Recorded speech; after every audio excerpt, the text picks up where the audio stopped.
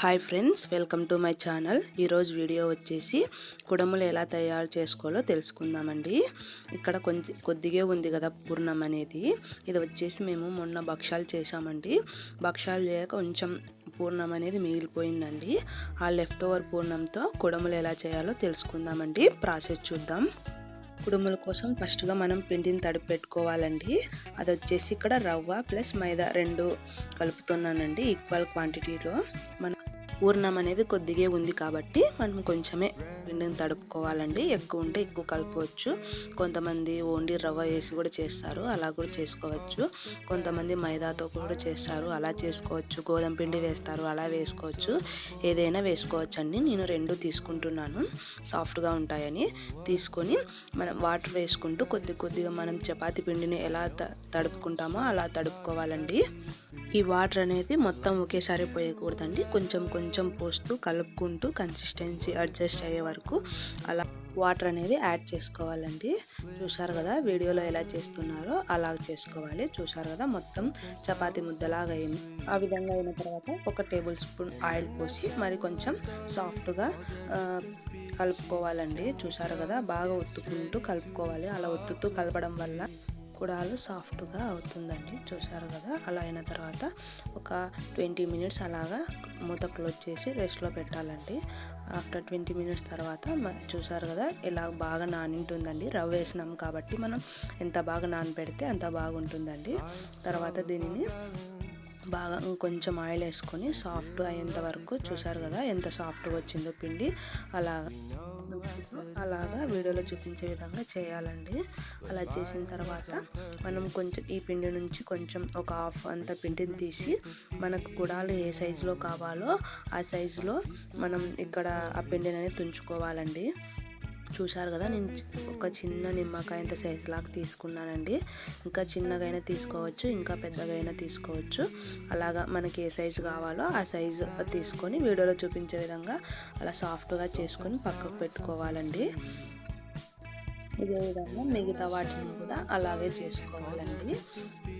అలాగ చేసుకోవడం వల్ల మనము రేకులు పడతాం కదా, రేకులు అనేది రౌండ్గా వస్తాయండి. ముక్కలు పోకుండా షేప్ కూడా రౌండ్గా వస్తుందండి. రౌండ్గా వస్తేనే మనం కుడాలు చేయడానికి చాలా ఈజీగా ఉంటుంది.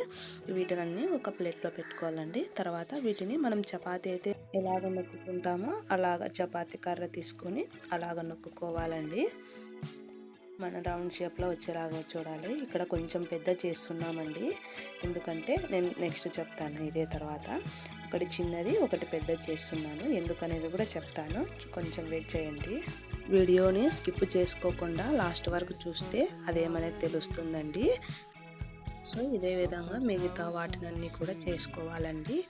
వీటిని ఒక్క పర్సన్ అయినా చేయొచ్చండి, ఈజీనే. అంత పెద్ద ఓలిగా అంత కష్టమేం కాదండి. చూసారు కదా ఇప్పుడు వీడియోలో ఇది చిన్నగా ఉంది రేకు అనేది.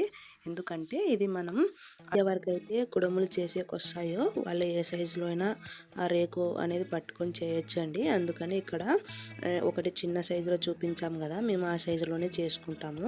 ఎలా చేయాలంటే ఆ రేకుని తీసుకొని మధ్యలో పూర్ణం స్టఫింగ్ పెట్టి మొత్తం ఆ పూర్ణం అంతా క్లోజ్ అయ్యేలాగా సైడ్లకు మొత్తం ఫ్రెష్ చేయాలండి. అలా చేసేటప్పుడు చాలా జాగ్రత్తగా ఫ్రెష్ చేయాలండి, లేకపోతే మనం కుడములను డీప్ ఫ్రై చేసుకున్నప్పుడు అందులో ఉన్న పూర్ణం అంతా బయటకు వచ్చి ఆయిల్లో మిక్స్ అయ్యి పూర్ణాలు అనేది సరిగ్గా రావు, మొత్తం ఆయిల్ కూడా వేస్ట్ అయిపోతుందండి. నేను ఇంతకుముందు చెప్పాను కదా కొంచెం పెద్ద రేకు పట్టుకోవాలి, ఎందుకంటే ఎవరికైతే కుడాలు అల్లేకి రావు వాళ్ళు నేను వీడియోలో చూపిస్తున్న అటువంటివి షాప్లో దొరుకుతాయండి, తీసుకోవచ్చు. వాటితో కజ్జికాయలు కూడా చేసుకోవచ్చు. ఎందుకంటే వాటితో మనం చేసుకోవాలంటే కుడాలు కొంచెం పెద్ద రేకే కావాలి. చూసారు కదా వీడియోలో అలా మధ్యలో పూర్ణం స్టఫింగ్ అంతా పెట్టి దాన్ని క్లోజ్ చేసి గట్టిగా మొత్తం ఆ చివరి నుంచి ఈ చివరి వరకు ఫ్రెష్ చేసి అన్నెసెసరీ పార్ట్ అంతా తీసేయాలండి. అంతేనండి. ఓపెన్ చేసి చూస్తే మనం కుడములో ఎలా అల్లుతామో సేమ్ అలాగే ఉంటుంది. అందరికీ డౌట్ రావచ్చండి, మీకు కుడాలు అల్లేకి వస్తాయి కదా ఎందుకు ఈ మిషన్ తీసుకున్నారు అని. ఎందుకంటే మాకు కజ్జికాయలు చేయడం రాదండి, అందుకోసం వాటిని కొన్నాము. చూసారు కదా మనం చేత్తో అల్లిన కుడాలు ప్లస్ మనం వాటితో చేసిన కుడాలకి ఎంత డిఫరెన్స్ ఉందో. ఇదే విధంగానే మిగతా వాటినన్నీ చేసుకోవాలండి. వాటిని చపాతీ ఎలా నొక్కుంటాం అలా నొక్కుకొని స్టఫింగ్ పెట్టి మీకు చేతితో వస్తే చేతితో లేకపోతే మిషన్తో వస్తే మిషన్తో అలా చేసుకొని చూసారు కదా. నాకు ఒక 15 అలా అయ్యాయండి కుడాలన్నీ. వాటిని మేము ఇప్పుడు ఫ్రై చేసుకోవాలండి, డీప్ ఫ్రై. అందుకోసం స్టవ్ వెలిగించి స్టవ్ పై కడాయిని పెట్టాలండి. కడాయి హీట్ అయిన తర్వాత మనకు డీప్ ఫ్రై కావాల్సినంత ఆయిల్ పోసుకోవాలండి. ఆయిల్ హీట్ ఎక్కిందా లేదా అని ఎలా తెలుసుకోవాలండి, కొంచెం గోధుమ పిండి తీసుకొని తడిపినది అందులోకి వేస్తే ఆయిల్లోకి అది కడాయిని అంటుకోకుండా ఈజీగా పైకి వచ్చిందంటే ఆయిల్ ఫ్రై అయినట్లండి. ఒకవేళ మీకు అది అవైలబుల్ లేకుంటే ఒక కుడాన్ని వేసుకొని ట్రై చేయొచ్చండి. అది బాగా ఫ్రై అయ్యి కడాయికి అంటుకోకుండా వచ్చిందంటే మీకు ఆయిల్ హీట్ అయినట్లేనండి. దాన్ని చూసుకొని మిగతా వాటిని కూడా వేసుకోవచ్చండి. అంతేనండి, ఈజీగా ఫ్రై చేసుకోవచ్చు. ఇట్లా గోల్డెన్ బ్రౌన్లోకి వచ్చే వరకు చేసుకోవాలండి. అంతేనండి, మనకు ఆయిల్ హీట్ అయిపోయిందని అర్థం. సో మిగతా వాటిని కూడా అదేవిధంగా మనం ఆయిల్లోకి వేసుకొని డీప్ ఫ్రై చేసుకోవాలండి. కలర్ చేంజ్ అయితే సరిపోతుందండి. లైట్ గోల్డెన్ బ్రౌన్ వస్తే ఇంకా మనకి కుడాలన్నీ ఫ్రై అయినట్లేనండి. సో మిగతా వాటిని కూడా మన కడాయిలో ఎన్ని పడతాయో అన్ని వేసుకొని లైట్ గోల్డెన్ బ్రౌన్ వచ్చే వరకు ఫ్రై చేసుకొని తీసివేయాలండి. అంతే. కుడాలు చేయడం చాలా ఈజీ ప్రాసెస్ అండి. కుడాలు చేయడం కోసం పూర్ణం ఎలా సిద్ధం చేసుకోవాలనేది చాలామందికి తెలియకపోవచ్చండి. ఒకవేళ తెలుసుకోవాలంటే నేను ఇంతకుముందు ఒక వీడియో చేశానండి, ఓలిగల వీడియోలో, అందులో అప్లోడ్ చేశాను. తెలియని వాళ్ళు ఉంటే ఆ వీడియో చూడండి. చాలా ఈజీ సింపుల్ ప్రాసెస్ అండి ఇది కుడాలు చేయడం అనేది. ఎవరైనా చేసుకోవచ్చు.